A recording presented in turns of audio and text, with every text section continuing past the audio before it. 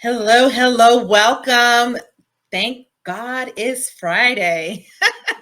Yes, happy day for everyone. Welcome. Go ahead and click like and share because this episode is going to be definitely delightful. It's definitely going to be intriguing, putting you kind of setting the tone and the stage as to where you are. As you already saw the title, this is the Breaking Boundaries episode number 5, and we're going to talk about transitioning. And it's going to touch on different areas, and we're going to break it down in 3 ways. But before we even go into all of that, definitely go ahead and share with us where you're basically channeling in from, where you're tuning in at. Myself, my name is Ruth Mack. For those, if you're meeting me for the first time, I am a career strategy partner, and I've taken mid level professionals who struggle with marketing their skills online so that they can be able to attract those ideal companies and job opportunities their way effortlessly. And I have here Trisetta. Trisetta, go ahead and share with them where you're at and who you are. Well, hey, Ruth, it's good to see you again on this lovely Friday. I am Trissetta Annell Washington, life balance coach and productivity consultant to small businesses, executive leaders, and entrepreneurs. And basically, what I do is help people have it all without sacrificing the things that matter most to them. And I'm really excited about our conversation, our topic, our chat for today.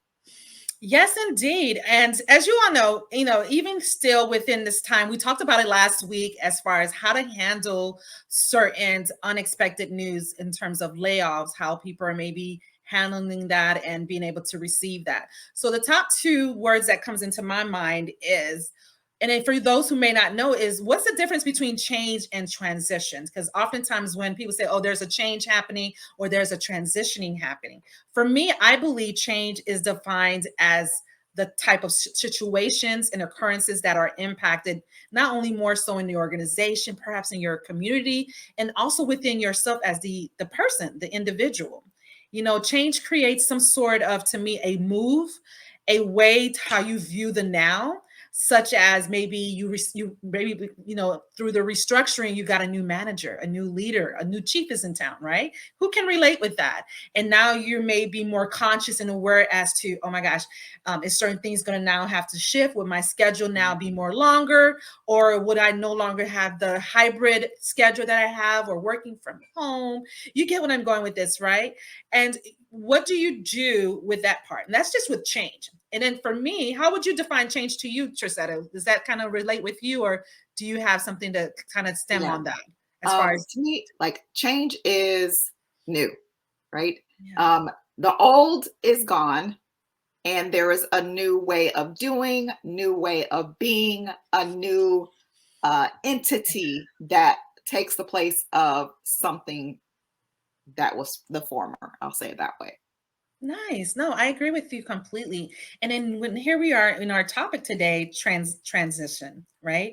To me, I look at that more on a psychology level, psychologically. Like, how are you going? Like you mentioned earlier in our conversation, it's a process, right, of adapting to a new situation. And transition can happen very quickly, or it can happen Mhm. very slowly. It's really where you are in your state of mind and where you at in that current position. It's definitely a process that can be moved very successfully. However, it's, again, like you said, bringing the old and the new. And then we're going to share kind of ways on how to navigate this in 3 different ways. Sounds cool? Let me know if you're ready to hear that, because I'm excited as well. Because I'm speaking to myself as well. If I don't hear from you all, I know that this is definitely going to be help serving me. How about you, Trisetta? I Oh, think so too. absolutely, absolutely. Yeah, first off, I think to us, we have to own our honesty and admitting that, accepting what's being ending in front of us. When Mhm. you're when it's the number one in terms of transitioning, how do you accept the end? Maybe you didn't know your manager was leaving, and all of a sudden he or she just now say, hey, today's my last day. And you're like, how do you handle that shift, right? Admitting to yourself that, okay, this is a change. Now I'm needing to be honest with myself. Where do I go? What do I see myself here from next? Would I now be excited and look forward to my new leader and now embrace the new frequency that I'm now entering in? How do that to me would be accepting it. What would you like to add on that as far as accepting the ending of that evolution or that transitioning point? Well, there's two things that I would like to say. One is change is the only constant in our lives. Yeah. So oftentimes we are surprised by Mm, change.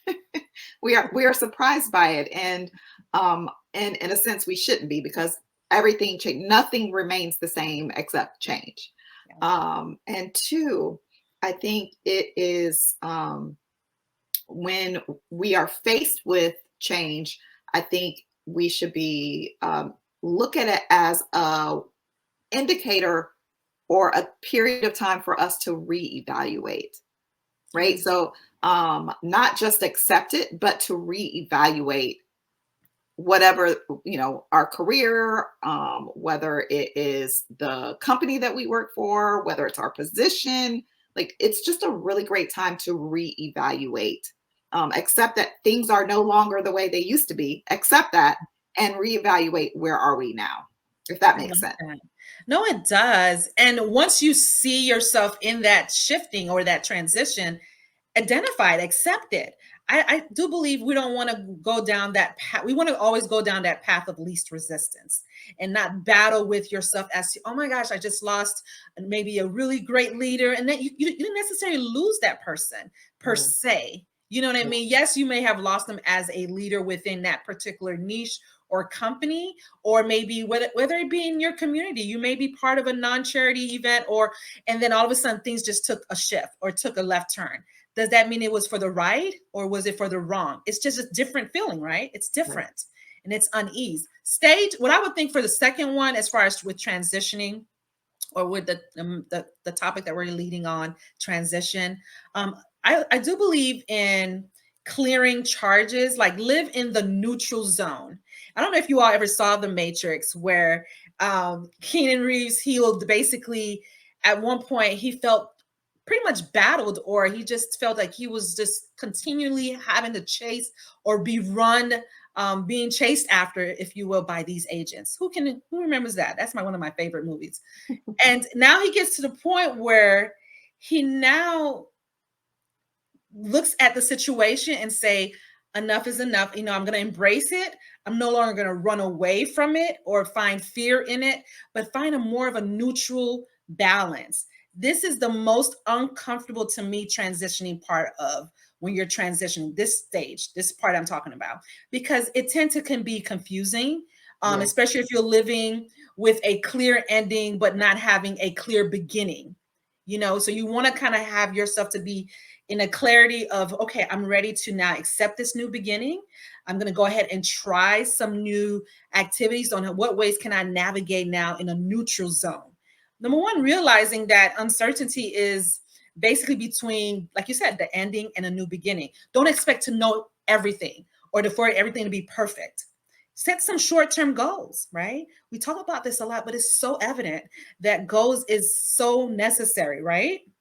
Taking advantage of taking stock, right? Taking stock of what you've accomplished. Look at the goodness of this new journey. Let's kind of breathe in and hold that attention as to, yes, things are changing, or yes, things are transitioning, but I'm going to stay at a mellow plane, right? What's your thoughts, Trisetta? Um, I absolutely love that. I call that period of time, and I did not come up with this. This is something that I got from another coach that I met.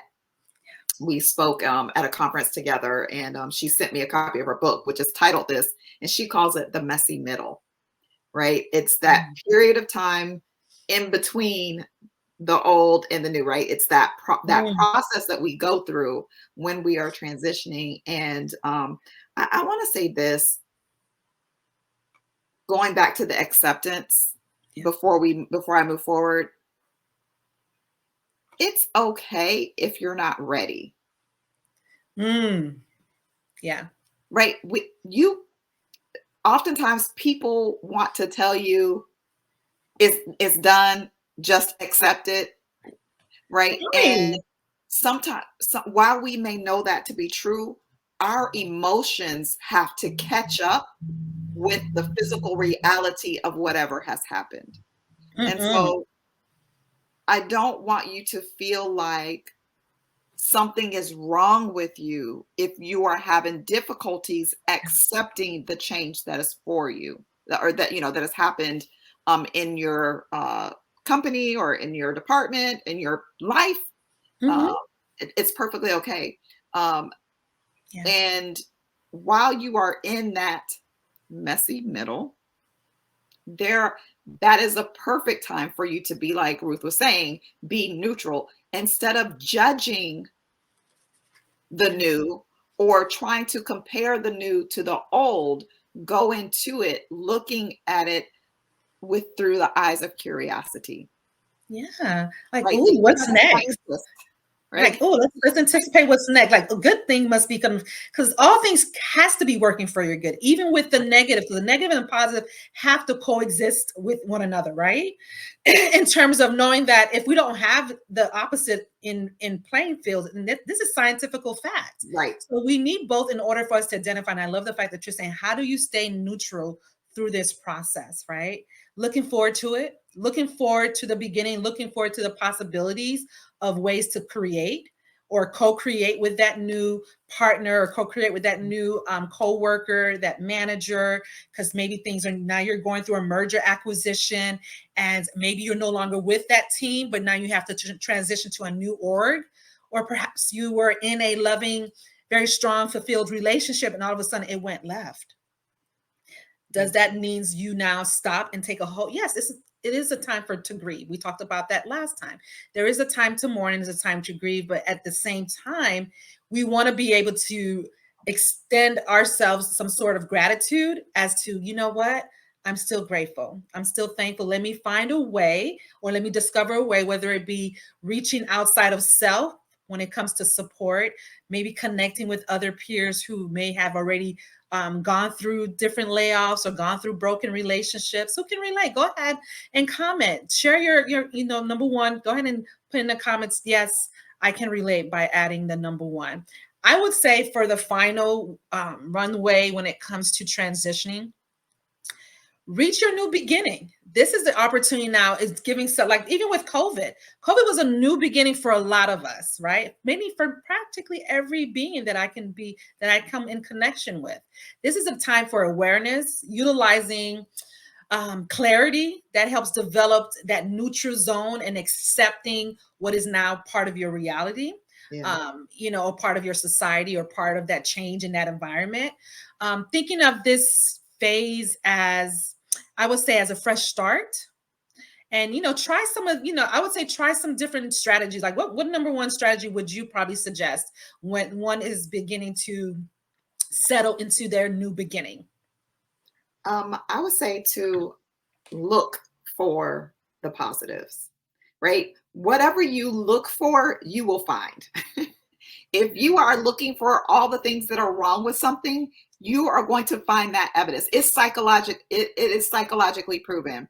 Whatever you look for, you will find, because even if you see something that you perceive it to be negative, it may not even be negative, but because you are specifically looking for that, you will create a story, you will create context around whatever that scenario is and make it a negative instead of a positive. So if you go into it looking for the positives, then you can find the good in things. And when we find the good in things, that helps us to have a better attitude towards the change, especially if it's change that you yourself did not initiate, right? Because it's one thing when we make a decision to change things and we're dealing with the messy middle of making that change, versus when change is placed on us or forced on us by another person or entity. And so looking for that positive attributes of it can help you to have a positive attitude towards it, and thereby help you to do step one, which is to accept the change. Yeah. And you don't have to do it alone. Jump right into meeting new people. Look at it as a way of, engaging, finding out new personalities that you didn't even know you could mesh with, at this point of your life. And basically, I like what Tracetta just shared, just taking this time and being more intentional, right? Being more intentional. Yes, now that I'm accepting it, I've identified this is something that's actually happening. It's already in motion. So how you are receiving the information is also important, because you want to maintain your insanity through this process and through this journey. Connect with people, connect with new people, reach out to even peers and saying, hey, how check on them, check their temperatures. If you're really concerned and wanting to see how everything is moving around, just say, hey, let's go ahead and build. Let's think of ways to create a plan and warm welcome some of these new peers that's going to be working with us. Let's connect with a human resource. Let's see what they may have part of our policy, or part of the diversity, inclusion, when it comes to when there's type of interruptions and disruptions into the workplace, when layoffs are happening, or perhaps, again, even when life events are occurring. How do you manage that? I would definitely say create strategies for tackling new problems, because if you know how to identify and how to handle certain situations, it then become a lifestyle. You don't necessarily have to like it. Again, it's a neutral base where now you're being faced with new challenges. How do you now incorporate the change into your reality? How do you recognize that, okay, this happened for a reason, and this is why it's part of your beginning, your new, whether it be your new you, or just shifting how you may mentally receive change, and then now looking at it as a new matrimony, as a new union with another part of your journey in your life, right? What ways what would you think, Trisetta, as far as finding ways to mark some of these problems by involving it with, interacting with peers, or perhaps maybe going into different circles or groups? Of course. Before I say that, Anicia, I think that's if I mess up your name, I'm sorry. She was asking if there was going to be a replay. Yes, well, this will live on LinkedIn, so you'll be able to go back and watch it later, or if you wanted to share it with someone. And I do encourage you. We encourage you to share this with someone who you think might find this information helpful. But I would definitely say when I think that's one of the benefits of change that you really brought out, is that you get an opportunity to connect with new people, especially if it's a change that's happening in the workplace. And we have to understand that everyone that we interact with, everyone that we connect with, has their own personality, has their own set of skills, and they can introduce us to new concepts, new ways of doing things. They can also, there's that saying that your network is your net worth. They can actually introduce you to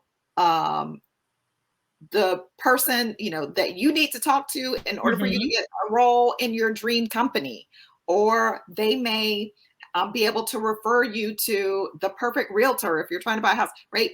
Your relationships are one of the greatest assets that you can have. So if you're going through, especially a situation where there is like you're going through mergers and acquisitions, or you're going through a leadership transition, your new supervisor, your new manager might be able to draw out of you some things that your prior supervisor was unable to pull out of you. So really go into it again, looking for the opportunity, looking for it to be a positive situation, and saying, what can I gain from this shift and this transition? And how can I best serve these new people who have been introduced into my life? And how can they serve me as well? How can we create that reciprocal relationship? And I think, and that's a great point. When I do believe when you're creating a plan on, let's go ahead and find ways to connect, find ways to build that network. Because here's the truth: uncertainty can trigger all kinds of behavioral and emotional reactions. We don't want that. I don't want that. You don't want that. Right. So when you're in a state of mind where you're feeling unsure, uncertain on how things are moving, then you start creating all these, imaginations that's not even aligning with who you are in your core, thinking of, oh my gosh, am I going to be next?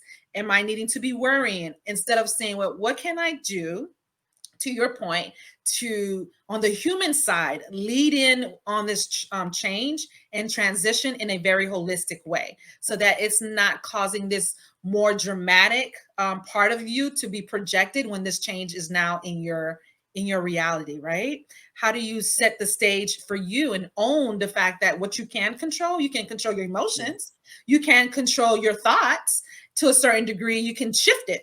It may pop up and be like, I'm not going to sit and park there and thinking that I'm less than, or I'm not going to be recognized anymore. Someone now is back, someone's in town, or someone's part of this organization, and maybe they're going to start hiring their peers from the old organization, or perhaps they're going to start recruiting from other. That's when you see what I'm going with this. You start wondering, and start creating all these. The stories we tell ourselves. And I want to share an exercise that you can do to help you get out of your head because I am all the way a storyteller. Someone will pass me and they looked at me a certain way, and all of a sudden, like I have gone all the way left, and like they hate my entire guts and they're plotting to murder me. Like I am that person, right? I am that person who will go all the way to the extreme. So one of the things that this is a tool that I found to be very helpful for me. Yes, please share. I learned this from Brene Brown's book, Dare to Lead. You basically allow yourself to go on that journey. So get a piece of paper, and I love when you say allow yourself versus resisting. Like, let me enter into this new entering path. Yeah, let's explore it. So you get a piece of paper, right? You just get a blank piece of paper, draw 3 lines, and you write worst case scenario, logical scenario, best case scenario. And you literally just go, you start with worst case scenario. What's the worst case scenario for this situation? And you write that out. Then you go to, well, what's the logical? What's the most realistic scenario that could play out here? And then and then lastly, you end with what's the best case scenario. And the reason why you do it in that order is so that you end on a positive note instead of ending on a negative note. And this allows you the opportunity to really go all the way with that story and give it voice so that you can process and move beyond. That was delightful. I like that a lot, because now you're looking at you're giving yourself the top 3 situations or circumstances on how to really identify it, and then how you receive. How is it resonating with you when you're talking about the worst case scenario? Like, for example, again, there's a restructure. Now you have a new manager in town. Okay, well, the worst case scenario of having a new manager is what? Just to kind of put it into perspective. Maybe they fire you. They might fire you. Okay, great.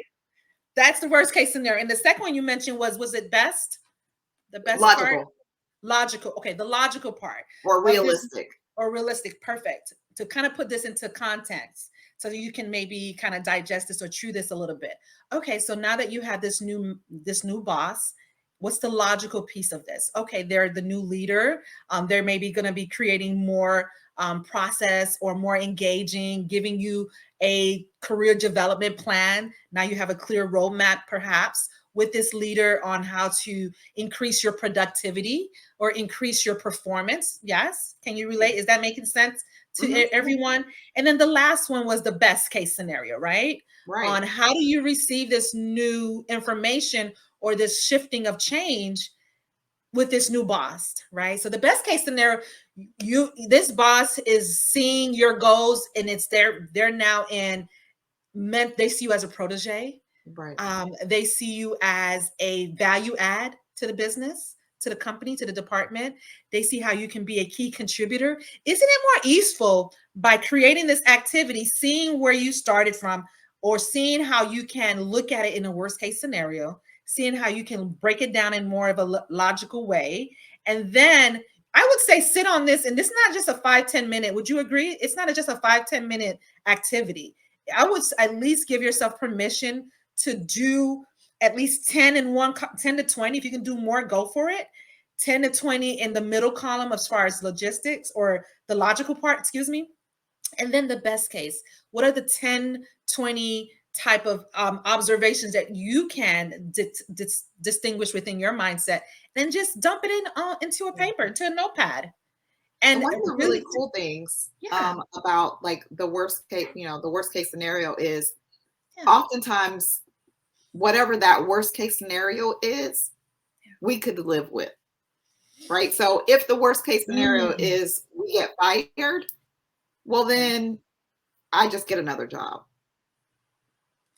That's right? the Or if neutral I part, get, right? The new, we go all the way that we go all the way with it. I get fired, I can't pay my bills, I'm gonna lose my house, I'm end up on the streets. yeah. Right. So we're not gonna stop at, like you were saying, we're not gonna stop at, oh, I get fired. You stop at like rock bottom. Like, okay, well, how likely is that to happen? You're probably, if you're highly skilled, okay, so you polish off your resume, you get another job, and life is, life is good. Oh, well, I have my mom or my sister or my best friend. I can go stay with them while I transition, right? So it gives you an Mhm. opportunity to see what is the worst case scenario, and also start to, because your brain can't help but do this, you start to problem solve Mm, immediately, I like right? that. So that you I can like be that. proactive and say, okay, well, if this happens, this is what I would do. And this also helps with trigger moments with emotions, because after you get something such as an alarming news to you, it may not be alarming for a lot of people, but the average may find it to be alarming because, like you said, certain scenarios are now being built up on their heads. Like, oh my gosh, how am I going to pay? Because I rely on, this type of flow of income, or I rely on my manager to go ahead and just take up for me or have my back, and now I have to learn this new personality, or I have to learn and engage and build trust and credibility with this new being. Like you said, number one, I would definitely probably sit there the most, write down every worst case scenario that you can possibly think of so you can address it, and then just sit there and just look at it. Maybe twirl a paper around the table and look at it, and maybe talk out loud to yourself. Okay, just so you can be to the point where that trigger now seems to fall into neutral. It's now you're identifying it. So when it does happen again, maybe not. Chances are when it does occur, you're at a safe space on how to manage, uncertainty, and how to manage, unexpected news. So yes, was this helpful for you all today? Was this is beneficial? Let us know that this is a topic that you definitely would love to see more content around, and we are happy to share this. And what's your goals on for transitioning? What are you looking to pursue? If you're wanting to find out more as far as support, definitely do not hesitate. Go ahead and comment below, or just message us directly. This is our playing ground. I do believe this is a calling and a purpose to give yourself permission to not just hole in on the negative part, but identify it and take action on those activities, and let us know how it turns out. Yeah, Okay. absolutely. Yes. In the meantime, continue staying positive, continue staying enriched with who you are. Get to know who you are. Do some more self-image, some more self-studying, so that way you can be the best version of you every time you interact, every time you show up. In the meantime, have an amazing day, and we'll see you all next time. Cheers.